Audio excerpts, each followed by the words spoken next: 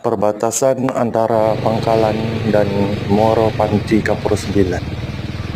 Kita memasuki hutan di Nagari Kotobangun menuju air terjun yang masih perawan, yaitu air terjun Patamuan.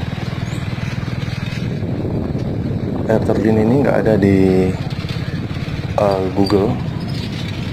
Air terjun ini jarang dikunjungi orang, bahkan mungkin tidak pernah dikunjungi orang. Kita memasuki lokasi. Jadi air terjun ini berada di Nagari Kotobangun, Kecamatan Kapur 9, Kabupaten 50 Kota, Provinsi Sumatera Barat. Tebing-tebingnya seperti Grand Canyon.